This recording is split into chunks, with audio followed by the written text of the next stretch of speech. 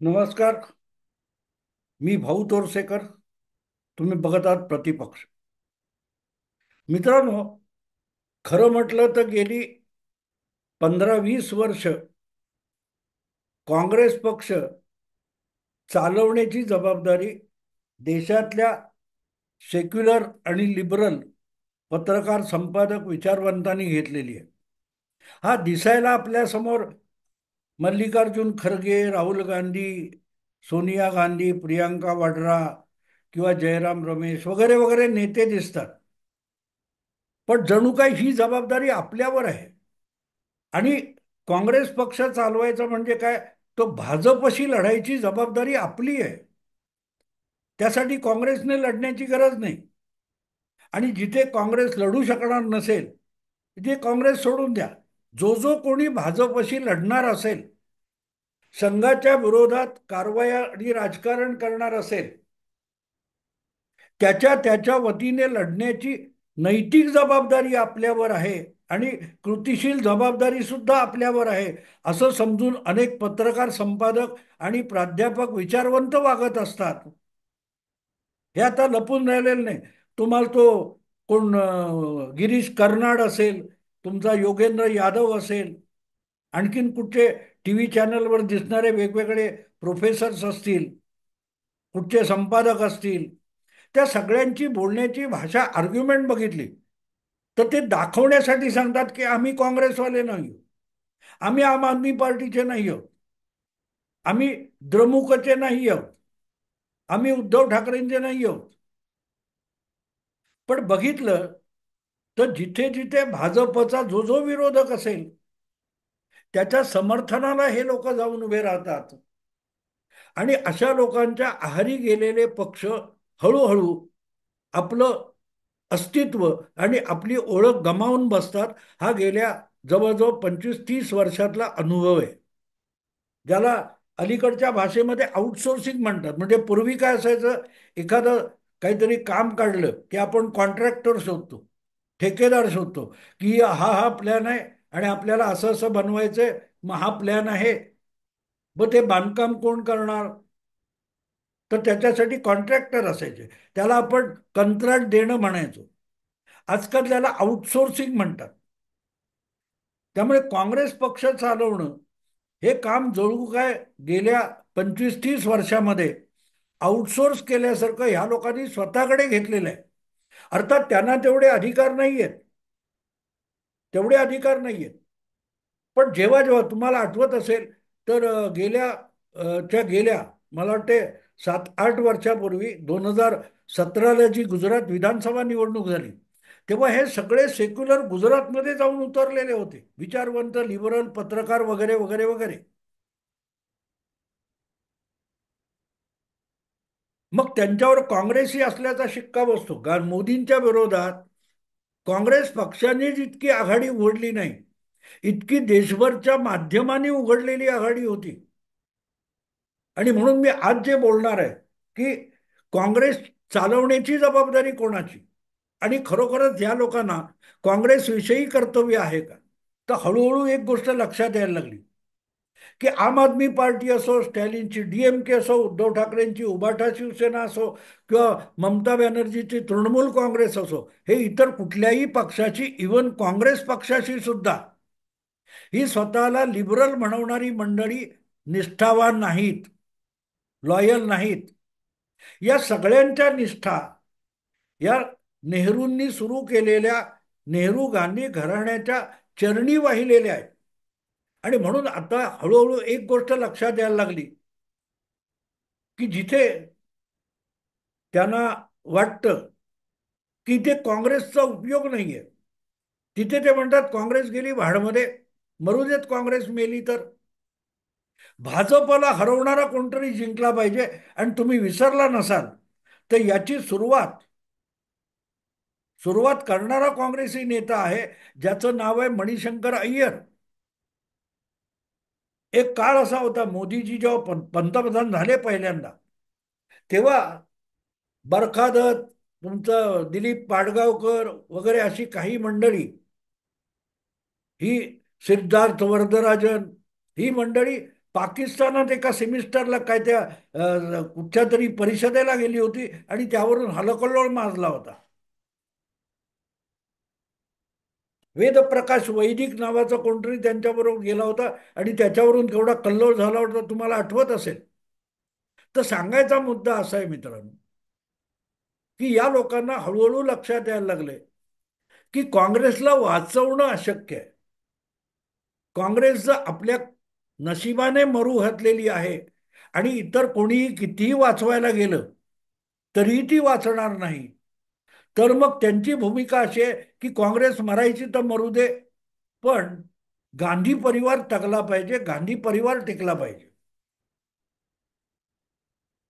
एक असतं मित्रांनो, जो मरणासन्न रुग्ण असतो, आजारी असतो, मृत्यूशय्येवर जगण्यासाठी झुंजणारा जो एक जीव असतो, त्याच्यावर डॉक्टर उपचार करू शकतात पण त्याला वाचवू शकतात असं नाही.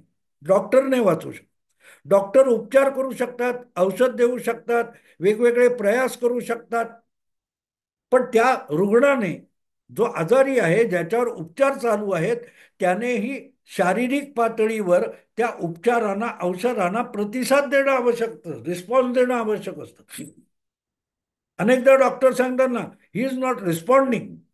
तो आम्ही प्रयत्न करतोय पण पेशंट आहे तो आम्हाला प्रतिसाद देत नाहीये, आणि तिथे मग डॉक्टर थकून जातात. हे जे कोणी काँग्रेसला आणि काँग्रेसी नेहरूवादी राजकारणाला मरणशय्येवरून वाचवण्याचा प्रयत्न करणारे लिबरल, पुरोगामी, सेक्युलर वगैरे आहेत, हे म्हणूनच आता थकून गेलेत. ते जाहीररित्या बोलत नाहीयेत, जाहीररित्या बोलत नाहीयेत, पण त्यांचा एकूण सूर, त्यांचे युक्तिवाद बघितले तर तुमच्या एक लक्षात येतं, Congress is not responding. Patient respond करत नाही म्हणजे काँग्रेस मारणार आहे. आम्ही ती वाचवायचा आटोकाट प्रयत्न करतोय, पण काँग्रेस इज नॉट रिस्पॉन्डिंग. पण रिस्पॉन्ड का करत नाहीये हे सांगण्याची हिंमत त्यांच्यापैकी कोणामध्येही नाहीये. काँग्रेस रिस्पॉन्ड करत नाही याचं कारण, काँग्रेसचं नेतृत्व राहुल गांधींच्या हाती आहे आणि राहुल गांधी स्वतःला शहाणे समजत असल्यामुळे त्यांना हे काय बाहेरचे शहाणे शिकवायला जातात त्यानुसार राहुल गांधी वागायला तयार नाही.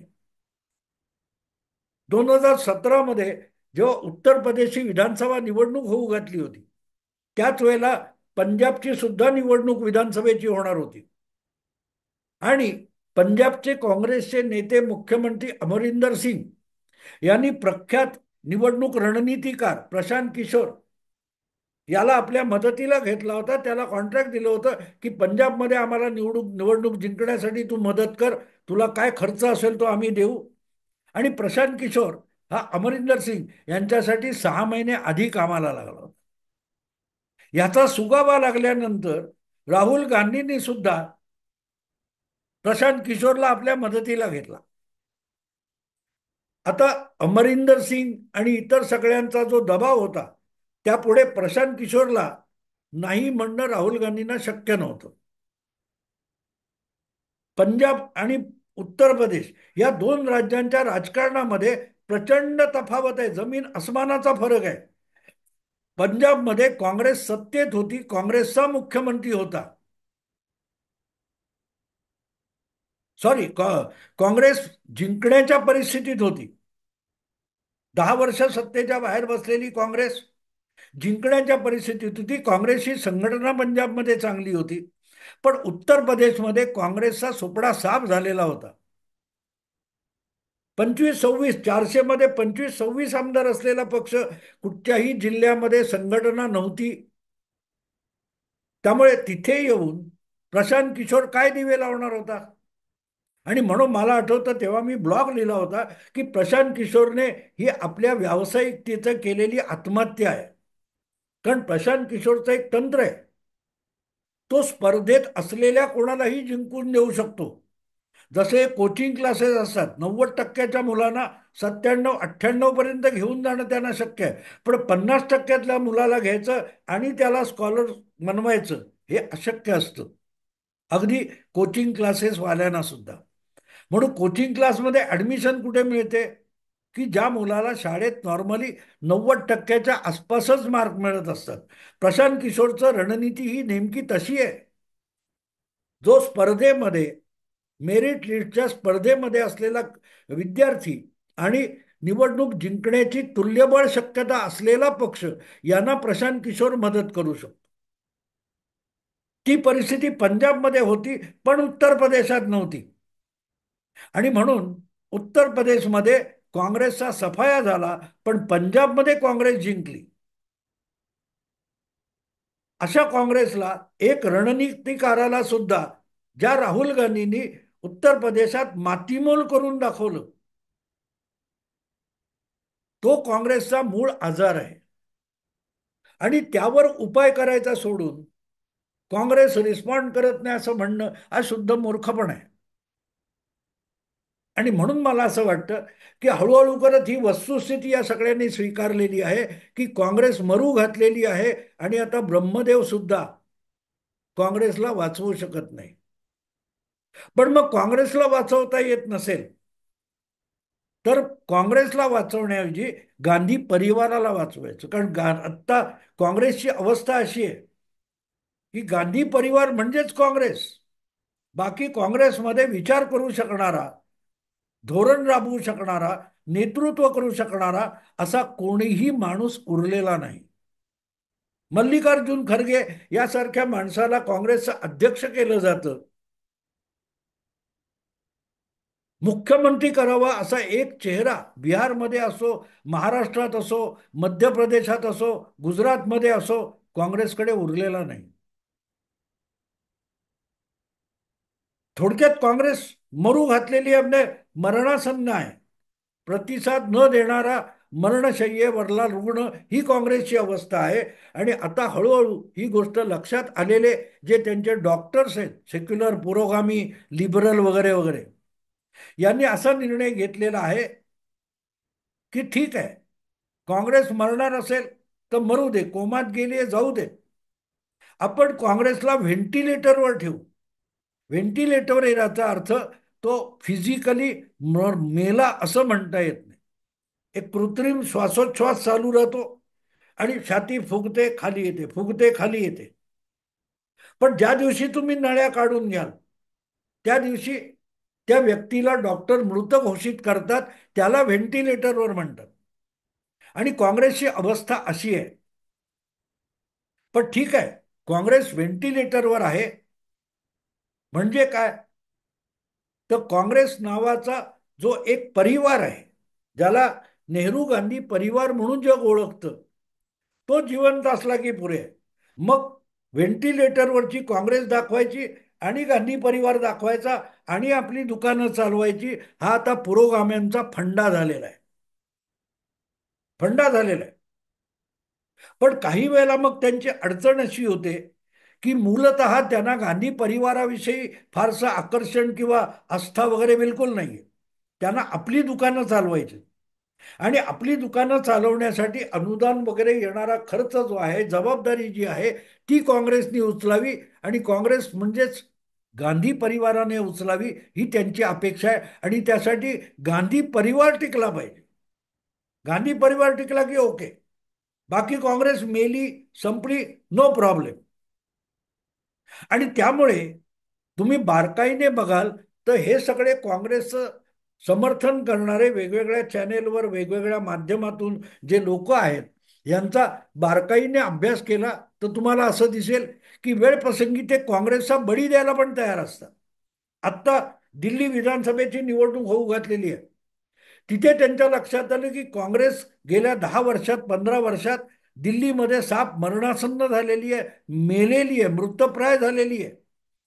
आज काँग्रेसची दिल्लीमध्ये अवघी 4% विधानसभेला मतं आहेत.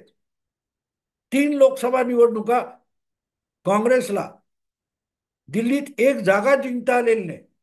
गेल्या 2 विधानसभा निवडणुका 10 वर्षात काँग्रेसला एक आमदार दिल्लीच्या विधानसभेत निवडून आणता आलेला नाही. त्यामुळे दिल्लीत काँग्रेस जवळजवळ मेलेली आहे. 100रातली फक्त 4% मतं गेल्या वेळेला कशीबशी काँग्रेस पक्षाला मिळाली. आम आदमी पक्ष काँग्रेसला पुरतं गिळंकृत करून बसलेला आहे. भांडगुळ येते काँग्रेस. पण मग भाजप विरुद्ध कोण लढू शकतो, जिंकू शकतो? तर केजरीवाल. त्यामुळे हे असले सगळे लिबरल हे बघता बघता अचानक काँग्रेस आणि राहुल गांधी यांना झिडकारून आम आदमी पक्षाचं समर्थन करायला निघालेले. आणि म्हणून काँग्रेसच्या कोणी जयराम रमेश किंवा अजय माकन वगैरे यांनी टीका केली की काँग्रेस ही भाजपची बी टीम झालेली आहे. काँग्रेसच्या उमेदवारांची यादी भाजपच्या हेडक्वार्टर्स मुख्यालयातून तयार होऊन आली, इथपर्यंत आरोप केला. आणि त्याचं सुद्धा समर्थन हे असले पुरोगामी करताना दिसतात. पण याला काँग्रेस जबाबदार आहे, सोनिया गांधी जबाबदार आहेत, गांधी परिवार जबाबदार आहेत, असा चकार शब्द सुद्धा त्यांच्या तोंडातून निघत नाही.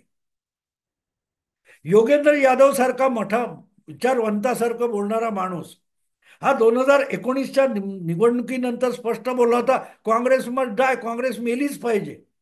आता तोही काँग्रेस वाचवण्याच्या स्पर्धेत उतरलेला आहे. गेल्या लोकसभा निवडणुकीत किंवा राहुल गांधींच्या पदयात्रेमध्ये पायपीट करत फिरलेला आहे. आणि इथे या लोकांचा आपल्याला एक गोष्ट लक्षात येते की यांचा स्वतःचा काही अजेंडा नाही. त्यांचा अजेंडा भाजपच्या विरुद्ध, संघाच्या विरुद्ध, आणि म्हणून संघाचा जो जो कोणी द्वेष करेल त्याच्या बरोबर आपण राहायचं, एवढाच निर्णय ते घेऊ शकतात. पण कोणाबरोबर राहायचं, का राहायचं, याचं उत्तर त्यांच्याकडे नाही. ते उत्तर सोपं आहे. आपल्याला काय नावडतं त्याच्या विरुद्ध असेल त्याच्या बरोबर आपण जायचं. आणि त्यामुळे आता हळूहळू असं झालंय की आपण जो काँग्रेस वाचवू शकणार नसू, तर देशातल्या लहान सहान सगळ्या पक्षांना, प्रादेशिक पक्षांना काँग्रेसच्या दावणीला आणून बांधायचं, एवढंच एक काम आपल्याकडे उरले असं हे लोक समजतात. आणि म्हणून जिथे काँग्रेस स्वबळावर उभी राहू पाहते तिथे सुद्धा हे लोक विरोध करतात. काँग्रेसवादी आहेत, पण हरियाणामध्ये असेल, काँग्रेसने आम आदमी पार्टी किंवा समाजवादी पक्षाला 2-3 जागा मागितल्या, त्या दिल्या नाहीत, म्हणून यांनी आदळआपट केली का? तर नुकसान काँग्रेसचं होणार होतं, नुकसान काँग्रेसचं होणार होतं. पण दुःख जळफळाट यांचं आहे आणि व्हायचं ते नुकसान झालं. मध्य प्रदेशात अखिलेश यादवला सोबत घेतलं नाही म्हणून ही मंडळी कमलनाथवर तुटून पडली होती. नुकसान काँग्रेसचं झालं, पण समाजवादी पक्षाचं पण झालं. तर सांगायचा मुद्दा असा मित्रांनो, की या सगळ्या लोकांनी आता एक निर्णय घेतलेला आहे की काँग्रेसला वाचवणं अशक्य आहे. कारण काँग्रेस हा पक्ष म्हणून वाचवणं अवघड आहे. कारण पक्ष, राजकीय पक्ष म्हणजे संघटना असते, आणि संघटनेसाठी कार्यकर्त्यांचं एक मोहोळ लागतं. नेते, मोठे नेते, छोटे नेते, मध्यम नेते, कार्यकर्ते, ज्येष्ठ कार्यकर्ते, त्यांचं एक संघटनात्मक बळ, दिवस रात्र पक्ष आणि संघटनेसाठी आणि त्या पक्षाच्या विचारांसाठी झटणारे, राबणारे कार्यकर्ते यांची एक गर्दी म्हणजे पक्ष असतो. आणि त्याचा मागमूस आजच्या काँग्रेसमध्ये दिसत नाही. भाडोत्री माणसं आणावी लागतात, पैसे देऊन गर्दी जमवावी लागते, तो देखावा उभा करता येतो. पण दैनंदिन पक्ष चालवायचा तर ती गर्दी कायम तुमच्या कार्यालयात आणि दिसली पाहिजे. तिथे काँग्रेस संपलेली आहे, तिथे काँग्रेस संपलेली आहे. आणि म्हणून मग प्रॉब्लेम असा होतो की काँग्रेस वाचणार नसेल तर मग आपलं भवितव्य काय? आपण नेहरू विचारावर, नेहरू विचारधारा आणि त्यांचे आजचे वारस त्यांना जपलं पाहिजे. आणि म्हणून काँग्रेस मेली तरी चालेल, पण गांधी परिवाराला टिकवलं पाहिजे, सुखरूप ठेवलं पाहिजे. नाहीतर आपली दुकानं बंद होतील या भीतीने ह्या सगळ्या पुरोगाम्यांना पछाडलेलं आहे. पण त्यांचं दुर्दैव असं आहे की त्यांना जी संघाची, भाजपची भीती वाटते किंवा मोदींच्या घोषणेची भीती वाटते की काँग्रेसमुक्त भारत, मोदी किंवा भाजप देशाला काँग्रेसमुक्त करू बघतात म्हणजे काँग्रेस संपवणार. पण काँग्रेस संपली तर नेहरू खानदान संपलं. त्यामुळे नेहरू खानदानाची प्रतिष्ठा जगली पाहिजे, टिकली पाहिजे, तर आपलं दुकान चालेल, ही यांची धारणा आहे. आणि म्हणून काँग्रेस वाचवण्याचा विचार त्यांनी सोडून दिलाय. हळूहळू करत लहान मोठे जे इतर पक्ष आहेत, जे भाजप बरोबर नाहीत किंवा भाजपचे विरोधक आहेत, त्यांना आणून काँग्रेसच्या दावणीला बांधायचं आणि त्यायोगे काँग्रेसच्या नावावर गांधी परिवाराला जितकं सशक्त करता येईल त्यासाठी राबायचं हा यांचा फंडा झालेला आहे. आणि म्हणून दिल्लीच्या राजकारणामध्ये केजरीवाल जर काँग्रेस बरोबर यायला तयार नसेल आणि काँग्रेस जर केजरीवालला पाडायला कंबर कसत असेल तर मग काँग्रेस उभी राहण्यापेक्षा केजरीवाल टिकलेला बरा, नाही तर भाजप जिंकेल काँग्रेस आणि केजरीवालच्या मारामारीत. म्हणून ही सगळी मंडळी चिंताक्रांत झालेली आहे. चिंताक्रांत कमालीची झालेली आहे. पण त्यातून बाहेर कसं पडायचं हे कळत नाही. कारण राहुल गांधीला गप्प बस हे सांगायची यांच्यापैकी कोणामध्ये हिंमत नाही. राहुल गांधींनी पोरकटपणा करायचा आणि तोच किती मोठा बुद्धिवाद आहे हे सिद्ध करण्याची अगतिकता त्यांनी बुद्धिमत्ता म्हणून स्वीकारलेली आहे. त्यांच्याकडून काँग्रेस सावरली जाणार नाही. पण गांधी परिवाराला देखील हे लोक टिकवू शकणार नाहीत. ही वस्तुस्थिती आपण समजून घेतली पाहिजे आणि मग यांच्या या बालिश पोरकट वागण्याचा अर्थ लागू शकतो. गांधी परिवार वाचला आणि काँग्रेस टिकली नाही तर मग यांचंही भवितव्य धोक्यात आहे. आणि हळूहळू ही मंडळी आपल्याला काँग्रेसच्या दावणीला बांधतात आणि काँग्रेस आपण मरण्यावर जगू शकते हे अनेक प्रादेशिक पक्षांच्या लक्षात आल्यामुळे इंडी अलायन्स विस्कटून जायला लागलेली आहे. खरं तर राष्ट्रीय राजकारणात इंडी अलायन्स उपयुक्त आहे. प्रादेशिक आणि राज्यांच्या निवडणुका आणि राजकारणात इंडी अलायन्सला काडीचाही अर्थ नाही. हे या लोकांनी काँग्रेसला समजावलं पाहिजे. पण दुर्दैव असं आहे की यांचा इंटरेस्ट काँग्रेसमध्ये नाही, गांधी परिवारात आहे. त्यांचे हितसंबंध गांधी परिवारात दडलेले आहेत आणि म्हणून त्यांनी ठरवलंय काँग्रेस मेली चालेल, गांधी परिवार वाचवायचं. असो, आवडलं लाईक करा, शेअर करा आणि प्रतिपक्षाला सबस्क्राईब करा. नमस्कार.